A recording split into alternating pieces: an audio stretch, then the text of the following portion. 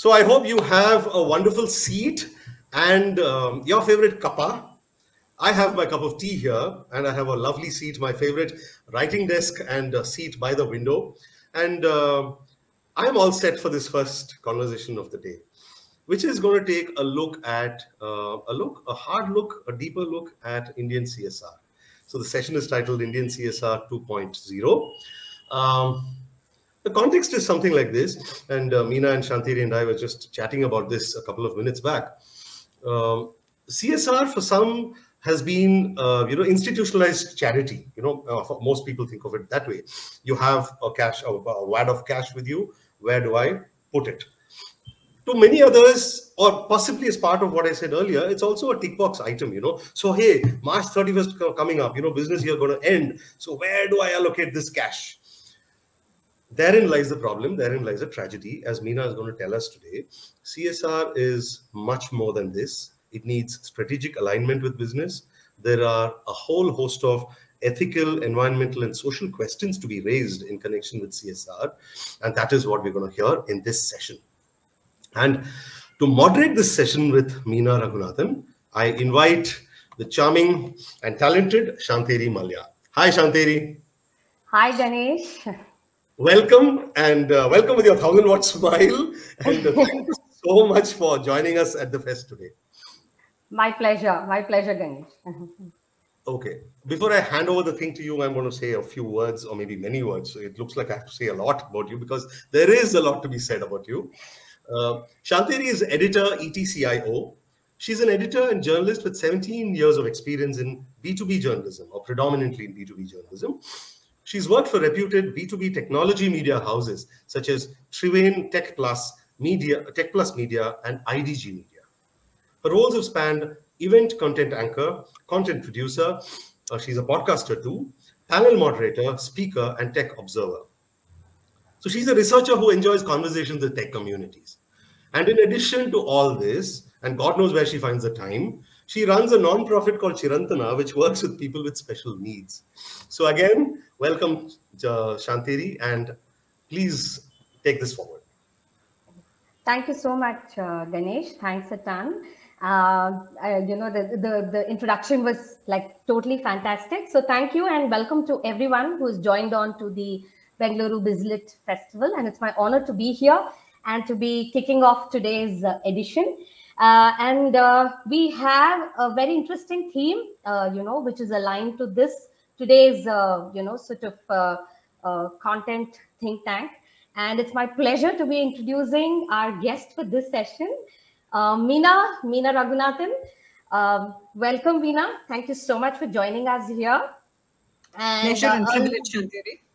Yes, a quick note. I'm as challenged to edit out Meena's bombastic, wonderful resume, very distinguished resume. I'll try my best to do justice. So Meena comes in with 35 long years of experience in the development sector. First, as part of the Center of Environment Education, an NGO, which was a designated Center of Excellence under the Ministry of the Environment and Forest, Government of India. And eventually she started heading up a CSR for the GMR group with a focus on education, health, skill training, and livelihoods, rural, urban, and micro enterprise based. And she also chaired the Committee Against Sexual Harassment for the GMR group for quite some years. She was also involved in supporting the setup of Andhra Pradesh State Skills Development Corporation, which was conceived as a PPP entity, public-private partnership entity. And she has authored several publications. She has several publications to her credit. And the latest, which is in the news now and which is going to be a sort of a prime part of the focus of this discussion, is going to be her latest book, which is very aptly titled, Doing Good, Navigating the CSR Maze. And I think Meena is aptly poised to sort of spearhead authoring such a book with her vast years of experience in CSR and in the development sectors. And of course, she also very interestingly sort of runs a blog, which has got a very interesting title, and we'll come to that later. The title is Millennial matriarchs.com. So Meena, more questions to come in on that. On that note, warm welcome, Meena, and let's jump right into the discussion. So, my opening question to you would be plain and simple around the book. So, there is a very interesting tagline that the book has, Meena. So, it's titled Navigating the CSR Maze. So, what were you thinking when you actually used this tagline? And what does it personally mean to you, having been in this space for 3.5 decades and odd, having done various things in various sectors? So, all yours. Uh, please go right ahead and set the context for us. Yeah, thanks, Shantheri. You know, doing good was an easy enough title, but I added the tagline Navigating the CSR Maze in India because truly CSR is a maze. CSR in itself is a maze internationally, both at a conceptual level. I mean, you know, there is no clear definition of CSR that everybody accepts. To the extent that some people say that it is so variously defined a term that it actually carries no meaning at all. So everybody interprets it in their own way. And in India, what has happened is because of the law, the operationalization of CSR is a maze. You know, to most corporates, CSR has become a scary word, especially as March 31st approaches. Because have you spent up to that last pie? Because even if you default by say 10 rupees or 100 rupees, you may get a notice. If you spend less than the, you know, there's a particular way of calculating how much a corporation has to spend. And if you spend less, or have you, you know, have you selected the right partner? You know, have you got your CSR minutes right? And is your reporting absolutely on the dot? You know, are you doing it right? There are so many tick boxes that it is a maze to work your way through it, and you will see quite a lot of anxiety within corporations, you know, about this thing. So first of all, what is CSR itself is confused. The law in India has reduced it, I would say, to spending 2% on some social costs out of a list of social causes that is given. So I would say the concept itself is distorted, because so being socially responsible is not about spending something on a cause. It's something much deeper, as Ganesh said in the introduction. And maybe we will go into that later. But both conceptually and operationally, it is indeed a maze in India. And what complicates it further is that the law that we have, the rules keep changing every now and then. So everybody is like running in a race through the maze to kind of reach safely on March 31st without fearing a notice. Sure, absolutely. So, I mean, we were just kind of having this discussion about letter, spirit, and intent, and you kind of aptly summed up the fact that, I mean, great opening to the discussion. It's all about, what is it? Is it all about ticking off that box that, I have done this vis-a-vis, okay, I'm anyways going to be do it, but am I going to make the right difference and the right impact? So that leads me to my very next question to you. So more often than not, CSR initiatives across government or across corporate, there are multitude, there are foundations, there are many large companies which have their own dedicated foundations, which is of course doing great work. Everybody's trying to reach some pocket, some focus area. But more often than not, Meena, like even when I'm on this side of the spectrum, kind of supporting as trustee an NGO, which is run by a very close friend of mine by name Rachna Prasad. She's dedicating the, Chirantana to the cause of special needs. More often than not, our biggest challenge on this side of the spectrum is people ask for numbers in terms of targets. How many villages have you reached? How many, towns have you reached? How many satellite towns are you planning to, create? How many livelihoods? How many lakhs of livelihoods are you going to create? So is the whole purpose of CSR lost in this? What's your take? How do NGOs navigate through this particular sort of constraint? Any thoughts on that? Yeah, lots of thoughts, I would say. So, yeah. you know, there are two sides, and I've been on both sides, the NGO side and the corporate side. So, you know, I would like to also share the corporate angle of it and why it is quite difficult to, you know, it's seemingly difficult to access funds, CSR funds. The corporate works under certain, the law, as we were just discussing, is pretty stringent. Who can do it, what has to be done. And if you look at the reporting format that the corporate has to submit to the Ministry of Corporate Affairs, it is extremely detailed. So it'll ask you which district. Right at the beginning of the year, you have to decide all this. Which districts, which villages, how many people, where, what, you know, you actually have to give those numbers. How much of the budget goes towards that?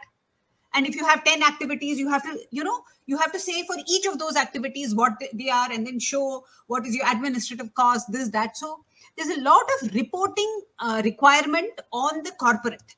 So I think that is the pressure that filters backwards to the NGO.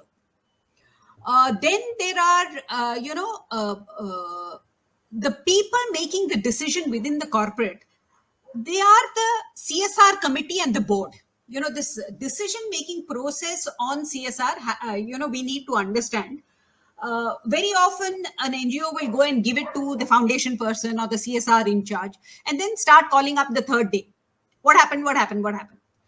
Now, that CSR person or the foundation has literally no say, except to put in a positive recommendation. To do the due diligence, put in the positive. Who is the actual decision-making body? It's the CSR committee, which is the subcommittee of the board. In most cases, in some cases, the board directly. But it's the board. The board meets 4 times a year. The CSR committee meets 2 times a year. So there are particular timelines at which it is done. And then the CSR committee again looks essentially at compliance. Is this compliant? Are we going to get into trouble by associating with this NGO? What is the reputation of the NGO? You know, they're worried about all those things. Then there is, you know, the fitment to this schedule 7, which is the list of activities that you can do. And then the board also has to take a kind of decision on where to do. Because if you see the law, it says preferably around the business. So how does a board interpret that? Some boards say, no, let's not cross any line. We will do it within 5 kilometers of our factory premises. Some other boards may say, no, they're saying preferably, take a mature view, take a, you know, this thing. I can do it even in the next town, in the next state, in the next whatever. So however good the cause, sometimes, you know, because of such fears, confusions, and it's a new and evolving law, it will take a little time to settle. So, you know, that's what kind of constraints from the corporate end, what they do. And I'd also like to make the point that when you talk about CSR, it's really, one must take into account materiality. Materiality meaning what harm is the business doing to society and environment?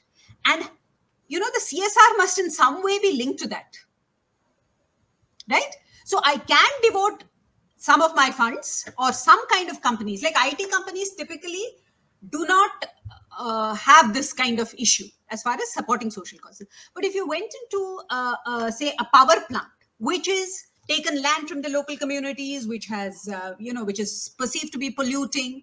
So there they have to do a different set of activities, which, you know, however good that orphanage or old age home or special school in their premises or in their vicinity might be, their priority will be, you know, let me see what to do about the livelihoods, about the people I have displaced. Correct. So it's a complex set of factors that comes into granting an NGO proposal. It's a long and complex process. But I would say IT companies are, you know, they don't seemingly do harm to the environment or to society. They're perceived as being the good guys. So they have a little more leeway, I feel, than an infrastructure company, a mining company, you know, some of those. The traditional brick and mortar companies, you know. Yeah. Yeah. Okay. Yeah, and understandably so, because I think there are tangible constraints that come in perception as well when it comes to the Yes. brick and mortar companies. Great insights, Meena, and maybe at some point we should delve deeper into it offline as well. More insights to come from you. So moving on, you've also spoken extensively about capacity building and staffing from a CSR perspective as well. So if you're looking at it from a corporate perspective, or if you're looking at it from an NGO perspective, and we're trying to look at it from a time when we have now crossed COVID, we're actually looking at changes in CSR laws, which mandate companies and NGOs to do certain things. We have the introduction of the Section 8 companies as well. So how do you really see capacity building and staffing? What does it really sort of denote to the NGO or the development sector? Right. From a corporate angle, some corporates, the larger ones, the more enlightened ones, have, as you said, set up foundations and have staffed them with professionals from the sector. But there are still many companies where CSR, organizationally also, the hardwiring is not very clear. Where do I fit my CSR? I don't want to set up a foundation. It has its own hassles. Shall I do it as a department within? Okay, if it's a department within, then where shall I place it? Shall I place it under HR? Shall I place it under corporate relations? Shall I place it into the CEO's office? And that kind of gives you an insight as to how the company is thinking about CSR. If it's public relations or corporate relations, I know what the perspective is. So there is that angle that I think companies have to be very thoughtful and mindful about how they see the CSR function and how they position it organizationally. The other problem sometimes, sadly, is that a person who is a bit redundant in some other department, or not a great performer, or just needs to be accommodated, is given the CSR portfolio. Because CSR, social development, are still not recognized in the corporate world as professional, activities, things that need special training, special experience, special education. And they are, and it's quite, anybody can do CSR kind of, it's like all of us think we can comment on education because we've all been through school. Right? Correct. So it's something Correct. like that. Oh, doing good, what's the big deal? Yeah? Just go give some money and, it's as simple as that. As simple as that. So I think this recognition that CSR or social development, this thing, they need a professional expertise that must be recognized and respected, which is still to happen in the corporate sector. And I would say, look at the law. For instance, the law says, if the company is implementing CSR by itself, not through a foundation or not through NGOs, you know what the administrative cost allowed is? 5%, including staff salaries. So what level of staffing are you thinking about? If you have a 1 crore CSR budget, you're thinking you'll do all your travel, all your monitoring, all your due diligence, all the administrative, and pay the guy within 5 lakhs? So you'll pay him 20,000 rupees a month? So what? How much respect are you giving the CSR professional, even by the law? Correct. Right? So I think there is a little kind of still some things which have to come into balance. Absolutely. I think that's a very strong point about administrative costs. I mean, it really can come down to a very ridiculous level of, trying to imagine a budget and such a low percentage of that as administrative costs.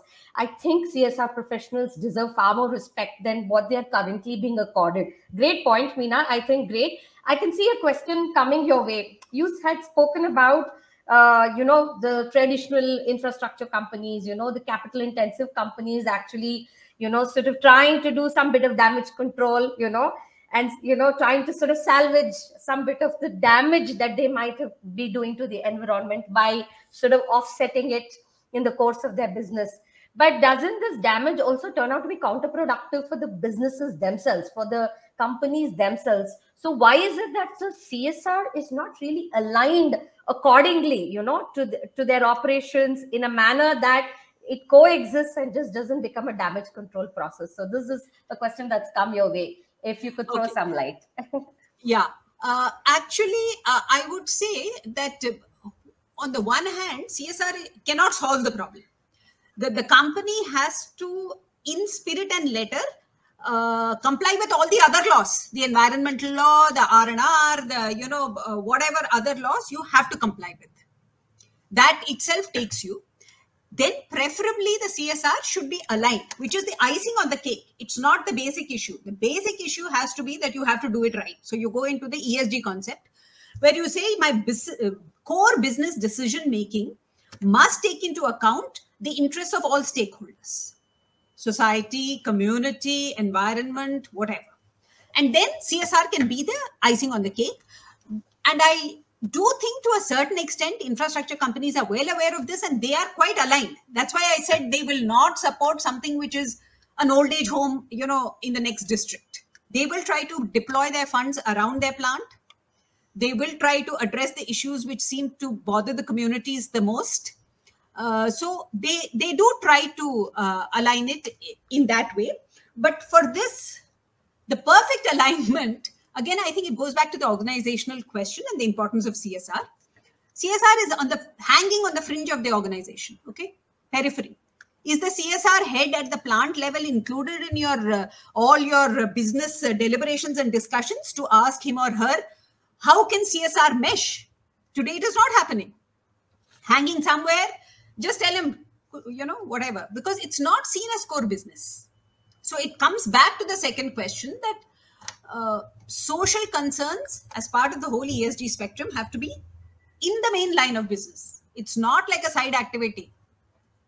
It is about how profits are made and not how profits are spent. That's how CSR has to be looked at. Correct. And that's the distinction I try to make in my book between doing good and being good. Absolutely. Doing good is spending that 2%. Being good is you take your decisions right. Don't cause harm. Correct. And I think this whole thing of CSR, again, trying to be relegated to a profit and cost center versus dialogue, I think that's not relevant to something like CSR. CSR gives value beyond the cost and the profit center dialogue. And I think that's where corporate has to move beyond just, the small-sighted thinking, which they're forced into at times, right? Yeah. So great. Meena, very quickly, in your opinion, what would be the top 3 things that come to mind as what you envisage as the future of CSR, or what we can call as CSR 2.0 in the context of few, variables, like whatever has transpired earlier with CSR and what has come in between as layers in the CSR ecosystem? And so what do you think, in the light of this, how do you see the future of CSR in India? Okay. In the software world where we derive this 1.0, 2.0, 2.20, things, the changes are kind of internal. In the sense, I develop and I go from 1.0 to 2.0. In the CSR environment or in social development, the CSR environment, the changes have been thrust from outside. CSR was proceeding as CSR. In India, I'm talking about, let's not talk about any other context. In India, CSR 2.0 happened when the law happened. Huge externally imposed paradigm shift.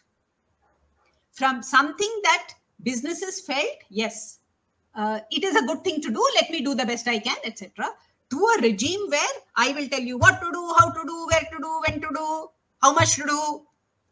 So, so it went from 1 to 2. And I would say COVID in a certain way has moved the needle again. To a certain extent, I wouldn't say it's 3.0, but it's, moved from 2.0 in the sense that businesses have kind of been shaken up. And they have been truly moved, I would say, by the kind of hardships. I think many of them realized for the first time in a very visual, in a very real, immediate way, how do workers live? What was this migrant problem about? What is hunger? You know, what happens when people lose their jobs and they're pushed back? So I think that was quite a jolt. And I would say that has made corporates probably view this whole social side of, the societal responsibility that they hold more seriously, because it's been brought home in a way that everybody could see. So I think that's a huge thing. So how the responses are going to be in terms of, how they conceive their programs, I think is going to change from, at this point, we are just at that watershed. And I think corporate leaders are going to start saying, yeah, let's look more deeply at this problem. What was it about? What happened to us? It's not just about the healthcare. That phase is over. I mean, for the last 2 years, we've been saying healthcare, vaccinations, upgrade hospitals. But now there's going to be a more fundamental questioning about livelihoods, about migration, about jobs, and about the inequities and, the disparities in society. I think a lot more sensitization has happened. COVID also has brought in this technology angle. What we did not dream possible. I did a lot of skilling in my 15 years. And I would immediately dismiss this thing. I've always felt that you had to have a building, you had to have your students. These are 10 standard or 12 standard dropout. You're teaching them a physical skill, welding or, air conditioning repair. So I would immediately dismiss if anybody said that you can do this distance mode. I'd say, no. These are hard hand skills. You have to have them under your eye. You have to, teach them. And also, it is life education, and I can't do it except when I'm intensely close to my trainees or students, because I have to transform their mindsets. I think a lot of that is left behind. And even an old Foji like me is saying, yeah, hybrid makes sense. It saves costs, it's efficient. So I think we're going to see a lot of movement in that direction. And I suppose the other third thing is that education, the kind of fallback in learning levels of students thanks to COVID. I think everybody is also very aware of that, and is going to start doing something about it, because we haven't really even realized fully what has happened. Only now the reports are starting to come out saying, but you can see it in every child around you. Perfect. So something's going to hopefully happen. Yeah. Absolutely. Tech, education, I think these are all, completely resonates with, what we are seeing right now. Great points, Meena. I'm going to digress a little bit here. I'm curious to know, what is Millennial Matriarchs all about? This blog all about? Is it a part of your experience? Sure. I suppose Millennial Matriarchs is something that my friend, dear friend and ex-colleague Mamta Pandya and I run. We both love to write. We just write. But we found that if you do not have a deadline or a discipline, you don't write. So we started this blog essentially for ourselves, to give ourselves the discipline of writing. So my piece must be up before 9:30 on a Tuesday. Her piece must be up on a Thursday. And in the last 4.5 years, we haven't missed a single week, whether we are traveling, whether we are sick, whatever. So it's the discipline. Why Millennial Matriarchs? I've spent most of my life mentoring and coaching and generally being bossy for a lot of young people in my organization, scolding and molding them. I think that is my given duty in life. So, as you retire, you don't have a band of young people whom you can scold and mold directly. So this became like a surrogate way of doing that. So it's just fun. It's been wonderful learning, because every week I'm thinking, what do I write about next week? What do I write about next week? And then ideas start to come, and then something catches your fancy and you do a little research. So it's absolutely lovely. Great. And that's what actually helped me write my book also. It helped you stay, in the midst, in the thick of writing. Great. Yeah. So I was quite curious to understand about, Millennial Matriarchs. So great insights, Meena. I think it was lovely. I mean, we just got like a overview of, things in the CSR space. I'm very sure a lot of people in the audience are going to connect with you at some point, have these interesting offline discussions, because your book is amazingly detailed. And I think Kiran Karnik has done great justice in kind of summing up the fact that a lot of research has gone into it. I mean, your personal experiences, as well as the work you have done in the CSR development sector. So great. Thank you so much for your time. Thank you for giving us this overview. I think I will connect with you personally and stay in touch. Thanks a lot for joining us in this session of the Bangalore BizLit Fest. Thanks so much. Thank you, Shantheri. It was a very stimulating conversation. And so will I. I'm going to pursue her from now. I'm not going to let her. I have a lot to talk to you about, ask you about. And the thing about scolding and molding is amazing. Oh, that was my key takeaway from this session. Absolutely. And I think I'm going to join the ranks at some point of time in life, become a matriarch as well. Yes, I know. And if you had a few more minutes, Shantheri, you could have asked her about her energy, right? Her source of energy, renewable energy, right? We have a session on energy today, later. Yeah, totally. But here we're talking about your energy, how you can be so enthusiastic, so passionate, and find time for your blog. And 3.5 years and not missing one edition of that blog is super. Absolutely. You're really very proud of it. Energy. Yeah, totally. And a myriad of topics. I was just going through your blog. You've covered a whole myriad of things, and very well written, very resonating, very connecting. Thank you for that. And I think I will talk to you about that as well. Thank you. Thank you, both of you. Thanks, Shantheri. Thanks for those lovely, insightful questions, probing questions that brought out insightful answers from Meena. Thanks a lot. Wonderful session. I think 2 points that stayed with me are A, that COVID has shifted really in a very deep humanitarian, real sense, in a visceral sense, shifted the way businesses will now look at people, their livelihoods, their living conditions, working conditions, etc. That's one. And the other thing is about what you said in terms of mitigating the damage that businesses cause through their operations, and that the first focus should be in aligning CSR with this, rather than looking at some objective. There are causes in the world. So it really makes sense to create as much of a benign circle as possible, right? To whatever extent. Thank you so much. Shantheri, thanks a lot.